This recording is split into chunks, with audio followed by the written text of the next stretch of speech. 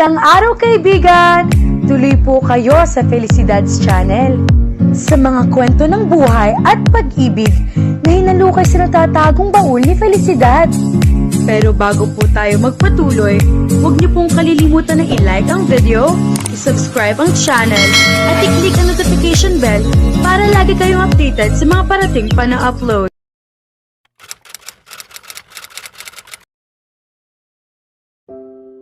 Tahimik ang mansyon ng mga eskodero nang dumating si Maxwell.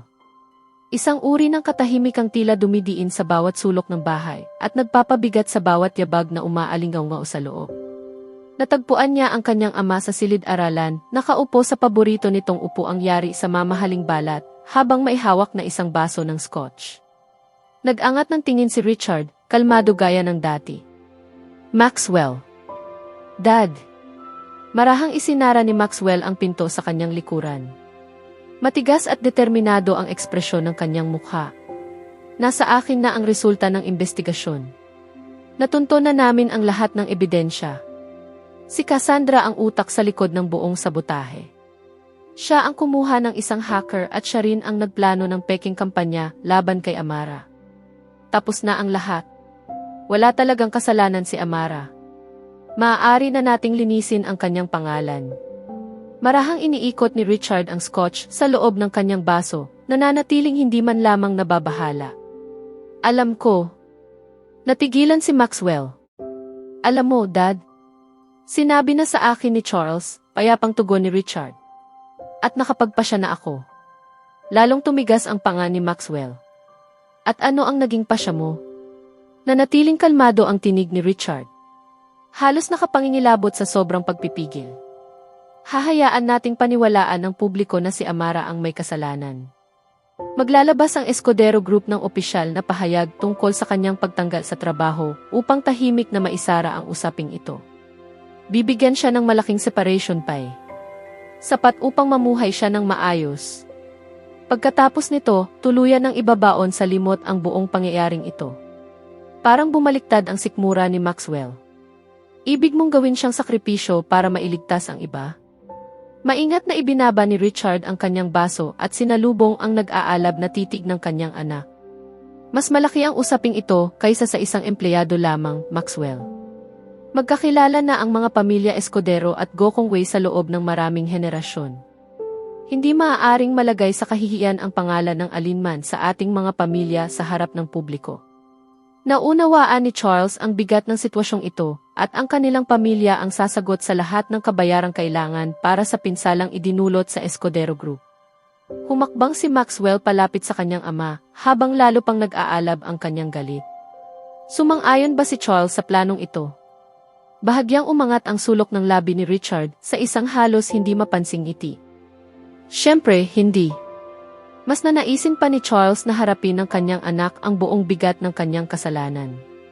Ngunit balang araw, kapag humupa na ang lahat ng ito, magpapasalamat din siya sa akin dahil nailigtas ko ang danga ng kanilang pamilya. Mariing naikuyom ni Maxwell ang kanyang mga kamao sa kanyang tagiliran. Hindi ako papayag. Lilinisin ang pangalan ni Amara at pananagutin si Cassandra sa lahat ng nararapat niyang kaharapin. Ang kumpanyang ito ay dapat kumakatawan sa integridad. O isa na lamang ba iyong salitang ipinagmamalaki natin sa ating pahayag ng mga pinahahalagahan, ngunit hindi naman tunay na isinasabuhay? Tumigas ang mga mata ni Richard. Sa pagitan nilang mag-ama ay tila namuo ang isang malamig at mabigat na tensyon. Hinahayaan mong ang iyong damdamin ang mangibabaw sa iyong pagpapasya. Hindi, mariing wika ni Maxwell, matigas na tila bakal ang kanyang tinig. Sa pagkakataong ito, malinaw kong nakikita ang katotohanan. Hindi ito tungkol sa nararamdaman ni Numan. Tungkol ito sa kung ano ang tama. At hindi ko hahayaang sirain mo ang buhay ng isang inosenteng babae para lamang mapanatili ang magandang imahe ng ating pamilya. Bumalot ang isang mabigat na katahimikan sa silid. Isang katahimikang tila puno ng nag-aalab na tensyon. Para bang sa sandaling iyon, tuluyan ng naiguhit ang guhit ng kanilang paghaharap. Ano ba ang nangyayari sa iyo? Malamig na tanong ni Richard. Bakit ganyan na lamang ang ipinaglalaban mo para sa isang babaeng wala namang halaga sa atin?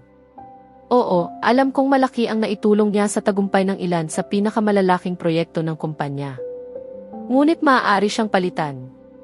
Hindi humaplos sa buong silid ang matalim at hindi matitinag na tinig ni Maxwell. Hindi siya mapapalitan. Hindi siya basta kung sino lamang. Mahalaga siya sa akin. Sumandal si Richard sa kanyang upuan at pinagmasdan ang kanyang anak na may bahid ng panunuyang aliw sa kanyang mga mata. Ano ang ibig mong sabihin? Minamahal ko siya, Dad. Dahan-dahang kumalat ang isang mapanuyang ngiti sa labi ni Richard. Tumayo siya at mabagal na pumalakpak, bawat palakpak ay punang pangungutya. Napakahusay. Ipinagpalit mo ang isang Gokong Wei. Sandali siyang tumigil bago muling nagsalita.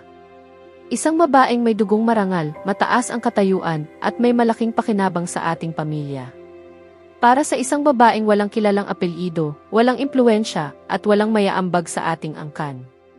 Bahagya siyang yumuko na tila nagbibigay galang. Binabati kita, anak. Tunay ngang kahanga-hanga. Humigpit ang panga ni Maxwell, ngunit nanatiling kalmado at matatag ang kanyang tinig. Hindi isang transaksyon ang pag-ibig. At hindi ako isang kasunduang maaaring ipagpalit sa pagitan ng dalawang pamilya. Totoong hindi nagmula si Amara sa mundong makapagpapalawak ng ating imperyo sa negosyo. Ngunit siya ang nagpaalala sa akin na may puso pa pala ako, Ama. Nanais kong tunay na mabuhay. Hindi lamang umiral habang pasan ang bigat ng tungkulin. Lalong tumalim ang tingin ni Richard. Lahat ng ito. Dahil lamang sa kanya? Dahil kay Amara, itinapon mo si Cassandra? Hindi sa ganun. Nag-aalab ang mga mata ni Maxwell habang diretsyo niyang tinitigan ang kanyang ama. Hindi kailanman napunta sa puso ko si Cassandra. Hindi mo maaaring itapon ang isang bagay na hindi mo naman tunay na naging pag-aari. Lalong dumilim ang ekspresyon ni Richard. Kung pipiliin mo ang babaeng iyon, may pangalan siya, Dad. Matatag at walang pag-aalinlangan ang tinig ni Maxwell. Siya si Amara. Sa wakas, tuluyan ng sumabog ang galit ni Richard. At dahil sa kanya, nagagawa mong tumayo sa harapan ko at suwayin ako. Ang sarili mong ama, hindi man lamang natinag si Maxwell. Hindi ito pagsuway, Dad. Ito ang katotohanan. Matatag ang tinig ni Maxwell habang nakatingin siya sa kanyang ama. Buong buhay ko, sinunod ko ang bawat planong inilatag mo para sa akin. Kailanman ay hindi kita kinuwestiyon dahil mahal kita. Dahil nare-respeto kita. Ngunit sa pagkakataong ito, isang beses lamang hinihiling kong subukan mo namang unawain ako. Handa mong isugal ang lahat para sa kanya? Mababa ngunit nagbabadyang tanong ni Richard. Sandaling nag-atubili si Maxwell. Isang saglit lamang. Pagkatapos ay buong paninindigan siyang sumagot. Kung iyon ang kailangan upang maging tunay akong masaya, oo, handa kong isugal ang lahat. Lilinisin ko ang pangalan ni Amara, anuman ang maging kapalit. Tumalikod siya at nagtungo sa pinto. Maxwell! Dumagundong ang boses ni Richard sa buong silid. Huwag kang mangangahas na talikuran ako. Tandaan mo kung sino ka. Isa kang eskodero. Ngunit hindi na lumingon pa si Maxwell. Madilim ang loob ng bar. Isang uri ng lugar kung saan walang nagtatanong at walang nakikialam sa buhay ng iba. Nakaupo si Tony sa harap ng mahabang mesa ng inuman, nakaslouch ang katawan habang nakarolyo ang manggas ng kanyang polo. Sa kanyang harapan ay isang baso ng whiskey na nananatiling hindi man lamang nagagalaw. Sinulyapan siya ng bartender, halatang nagtataka. Iinumin mo pa ba yan, sir? Hindi sumagot si Tony. Nanatili lamang siyang nakatitig sa kulay ambar na alak, pinagmamasdan kung paano sumasalamin ang ilaw sa ibabaw nito. Biglang sumagi sa kanyang isipan ang mukha ni Amara. Ang huling tinging ipinukol nito sa kanya bago tuluyang magsara ang pinto ng elevator. Hindi iyon galit, kundi isang matinding pagkadismaya. Napakalalim na tila isang matalim na punyal na dumiretso sa kanyang dibdib. At pagkatapos ay muling umalingaw sa kanyang isip ang mga salitang binitiwan nito. Mahina ang tinig. Ngunit sapat ang talim upang tumagos hanggang sa kaibuturan ng kanyang pagkatao. Hindi kita minahal kailanman. Nagsimulang sumikip ang lalamunan ni Tony. Pakiramdam niya may kung anong nabasag sa loob ng kanyang dibdib na nag-iwan ng mga matutulis na piraso at isang hungkag na kirot na patuloy na sumasakit sa bawat paghinga. Marahan niyang inabot ang baso ng whiskey. Ngunit hanggang doon lamang. Hindi pa rin niya iyon nagawang inumin. May isang upuang marahang kinalagkad sa tabi niya. Umupo si Ellie at ipinatong ang kanyang mga susi sa ibabaw ng mesa. Para kang dinaanan ng bagyo, mahina nitong sabi. Napatawa si Tony ng bahagya, ngunit walang anumang saya sa kanyang pagtawa. Parang ganoon na nga. Sandali siyang natahimik bago muling nagsalita. Alam na niya, hindi ba? Hindi siya nilingon ni Ellie. Oo, marahang bumuntong hininga si Ellie habang sumandal sa kanyang inuupuan. Kung ganoon, ano ang sinabi niya? Gumalaw ang panga ni Tony, ngunit ilang sandali siyang hindi nakapagsalita. Nasabi niya ang lahat ng dapat niyang sabihin, mahina niyang tugon, garalgal ang boses. At bawat salitang binitiwan niya ay parang matalim na paulit-ulit na tumatama sa akin. Ang paraan ng pagtingin niya sa akin. Para bang ako ang sumira sa buong buhay niya. Hindi naman siya nagkakamali, banayad na sabi ni Ellie. Wala ni katiting na pagusga sa kanyang tinig. Sa wakas ay inabot ni Tony ang baso. Isang lagok lang, inubos niya ang whiskey, sa kamariing ibinagsak ang walang lamang baso sa mesa.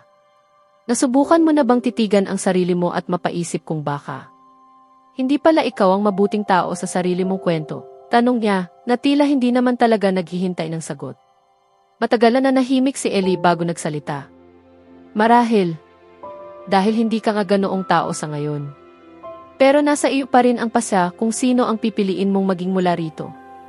Napakawalan si Tony ng isang mapait na tawa habang marahang ikinuskos ang kanyang palad sa kanyang mukha. Muntik ko nang sirain ang buong buhay niya. Para lamang maprotektahan ang kapatid ko. At ngayon, hindi agad sumagot si Ellie. Matagal lamang niya itong tinitigan sa katahimikan bago nagsalita. Ginawa mo ang inaakala mong tama noong mga panahong iyon. Ngunit hindi ibig sabihin yon na habang buhay ka ng mananatiling taong iyon. Tahimik na pinagmasdan ni Tony ang walang lamang baso sa kanyang harapan bago siya muling sumenya sa bartender upang humingi ng isa pang tagay. Sinasabi ng mga tao na ang pagpapakawala ay bahagi ng tunay na pagmamahal. Kung gayon, bakit tila unti-unti akong namamatay sa bawat sandaling sinusubukan kitang pakawalan? Hindi ko ito tunay na pinipili. Napipilitan lamang akong yumuko sa harap ng isang sugat na alam kong hindi na kailanman maghihilom. Ang pagpapaubaya sa iyo ay hindi isang pasya. Isa itong kaparusahang dadalhin ko sa bawat araw ng aking buhay. Sa wakas ay itinunggan niya ang isa pang baso ng whiskey. Dumaloy iyon sa kanyang lalamunan na tila naglalagablab na apoy. Ngunit kahit ganoon, hindi pa rin iyon sapat upang mapawi ang sakit na kanyang nararamdaman. At ngayong gabi, sa gitna ng katahimikang ito, halos isumpa ko ang tadhana. Dahil ang mahalin ka ang pinakamagandang regalong natanggap ko sa buhay. Ngunit ang mawala ka ang naging sumpang hindi ko kailanman matatakasan. Sinasabi nilang ang tunay na pagmamahal ay marunong magpalaya.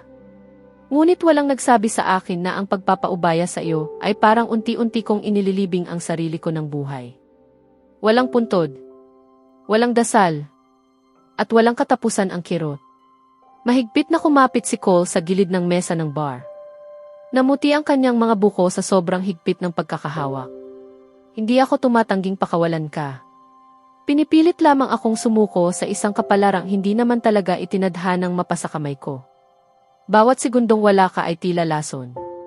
Unti-unti nitong pinapatay ang mga bahagi ng pagkatao kong dati puno ng buhay. Isa kang sugat na hindi kailanman dumudugo. Ngunit mula sa sandaling ito, araw-araw kang sisigaw sa kaibuturan ng aking puso. Napatawa siya ng mapait. Isang pagtawang walang bahid ng saya. Hindi ako unti-unting nawawala sa sarili dahil iniwan mo ako. Nawawala ako sa sarili dahil wala akong ibang magawa kundi hayaan kang umalis. Hindi namatay ang pagmamahal na ito. Masyado pa itong buhay. Masyado pa itong malakas. At sa tuwing maaalala ko ang ngiti mong hindi kailanman inilaan para sa akin, para akong pinupunit ng paulit-ulit mula sa loob. Muli siyang umorder ng isa pang baso ng alak. Hindi niya alam kung gusto ba niyang lunurin ito ang kanyang nararamdaman. O tuluyan siyang sunugin mula sa kanyang kalooban.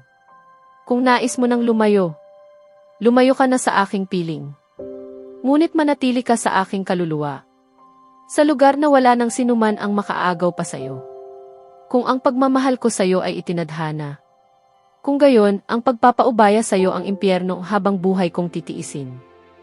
Ibinaon ni Tony ang kanyang mukha sa kanyang dalawang palad. Isang basag at mapait na tawa ang kusang kumawala sa kanyang mga labi. Ungkag, pagod at puno ng dalamhati. Dahil ang pinakamasakit na bahagi ng pagmamahal ay hindi ang mawalan ng isang tao, kundi ang mapilitang pakawalan siya.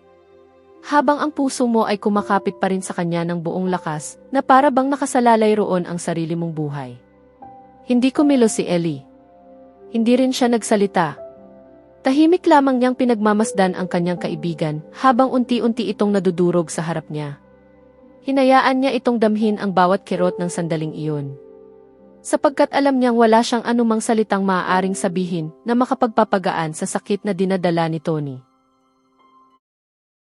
Sa susunod na kabanata, habang isinusugal ni Maxwell ang lahat upang ilantad ang katotohanan at iligtas si Amara, isang hindi inaasahang hakbang ang gagawin ni Richard na tuluyang magpapabago sa kapalaran ng kanilang lahat. Kaya abangan natin